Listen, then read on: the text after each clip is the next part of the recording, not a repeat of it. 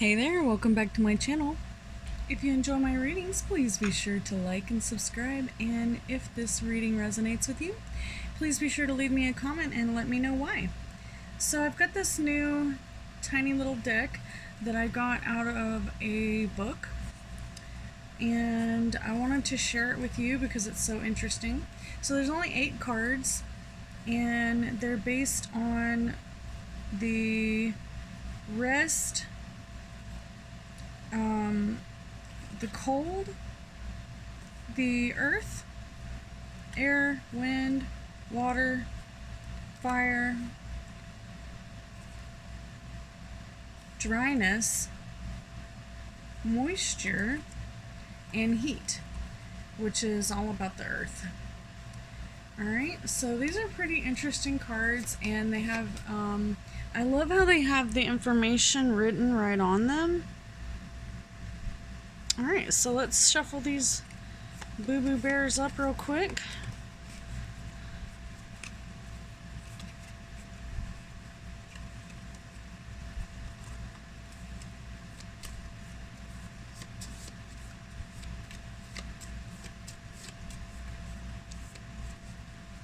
Alright, and go ahead and ask yourself the question. Whatever the question is going to be the center card. So ask yourself your question, and this is your answer. Alright, so it's the heat card, and it says that there's an enemy and instability as well as regression. Alright, so the water card is, let's see, hold on, I gotta scoot this thing down a hair.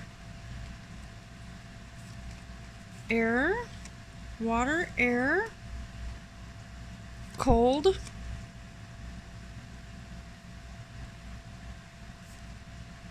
and dryness. Okay, so this is considered your past and your future.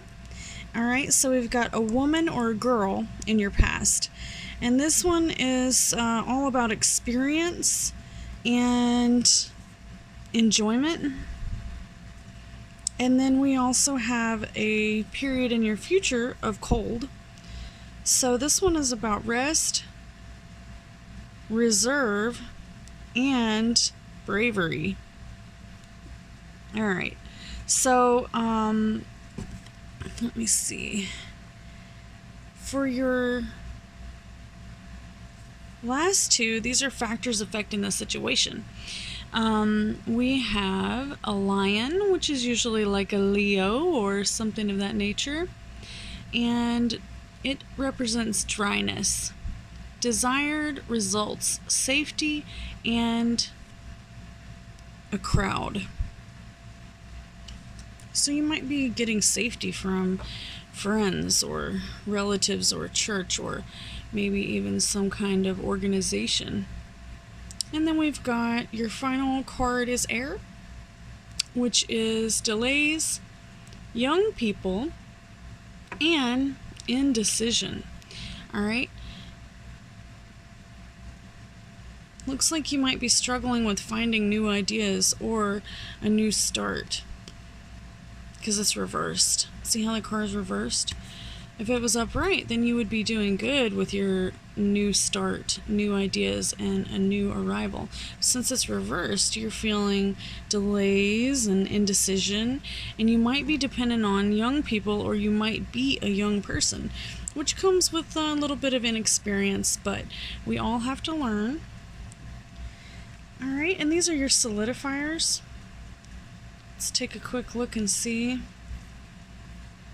what cards we have left. Well, you know, this is kind of weird because I always pull 10 cards, but this deck, it only has 8 total. Alright, so then your next card, this is a solidifier. There's some type of tyranny going on, anarchy, as well as rigidity. Someone in your life or something in your life, maybe a fire sign, is completely you know, just upside down. And fire signs are also like Leo, Aries, Sagittarius. And we have moisture, which shows this frog. And this one was reversed, so it's stability and reflection. But we're having a little bit, it has to do with an elderly man. Alright, so this is solidification now.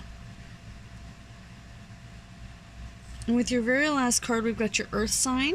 And this one has to do with wealth, admiration, and earthiness. Alright, so it's pretty interesting. We've got the Taurus-looking bull on there for earth signs. Of course, Capricorn is an earth sign as well as Virgo. And the picture is just very earthy.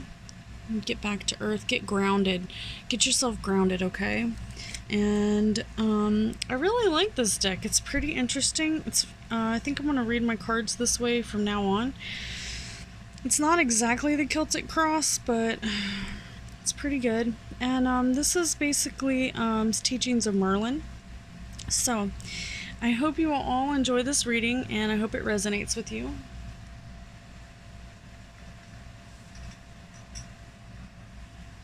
If you did enjoy it, I got it from this book here called Wizardology, and it come right in the back of the book. There was some cards. Each page has some type of cards in it, and as you all know that have followed me for a while, I really like my cards to have the information on them, so that if I'm drawing a blank, you know, I have something to I'm a visual learner, and I really enjoy that whenever I have something to remind me. So on the cards, actually, I make my own decks just so that I'll have all the information on it. Like water is associated with Aquarius, Libra, and Gemini, or the fact that fire is certain signs. But then what does the cold represent?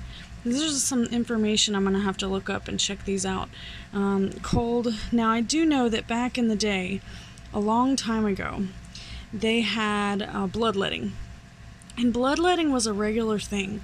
And these things, how your body was doing, cold, heat, moisture, dry, this is what made them decide whether or not you were going to let blood. Alright, so I did start a deck like that, but it was at the very beginning of the pandemic. It was the first thing I ever really looked up and about tarot. And they said that it kind of goes back to the way that we did healthcare before, you know, the pharmaceutical industry took over, is bloodletting.